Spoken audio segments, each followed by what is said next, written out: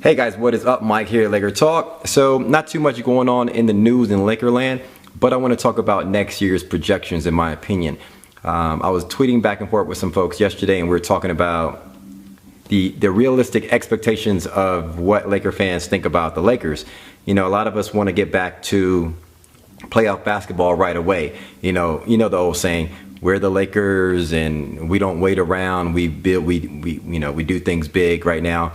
Yes, that's true in a sense, but if there are no free agents that we have a chance to grab, because we're not losing these free agents, like we're not losing Whiteside. If Whiteside decides to stay and take the $20 million a year at Miami, we're not losing him, he's just staying where he is. If DeRozan stays in Toronto and takes their max contract, we're not losing DeRozan, he's staying where he is. Same with Durant.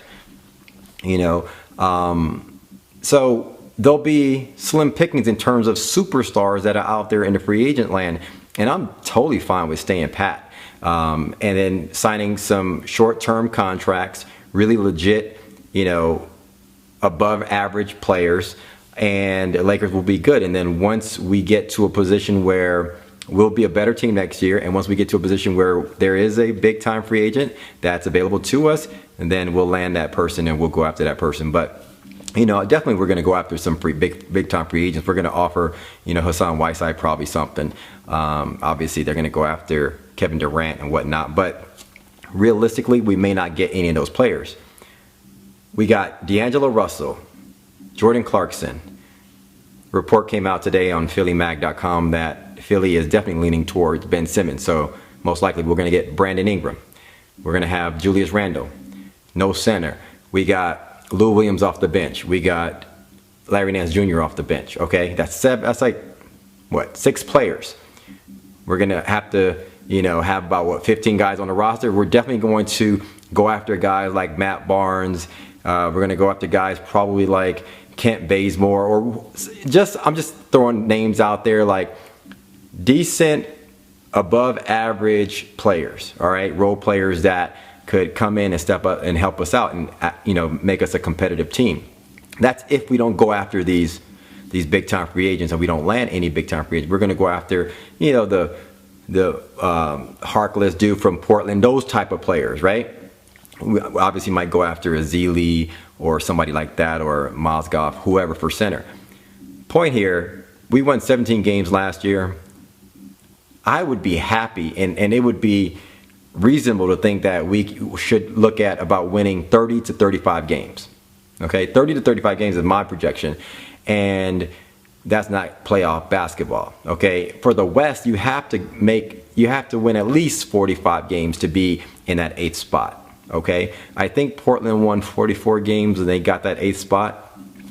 But so I would think in not next year. Next year, 30 to 35 games is a great boost from winning 17 games. Okay, we could win somewhere between 15 to 20 games, or 20 25 games at home.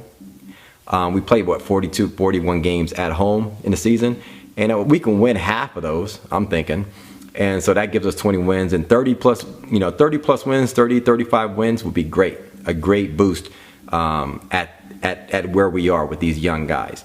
The year after that, I'm thinking definitely we're reaching for 45 wins, and that's when I'm hoping maybe for the playoff spot, to make a playoff spot. Now, barring this, can all change, like the Cavaliers, right? They were a lottery team. They landed Kevin Love, and obviously LeBron James propelled them to the finals, right? So if we land a 2 all-stars like that, definitely is going to boost our team and get us to the to the playoffs a lot sooner. But that's my realistic projections, and I would think not this year coming up, but the next year. That's when we hope for the playoffs, because it's not realistic to think that we're going to make the playoffs next year. So that's my thoughts. Hit me up in the comments below.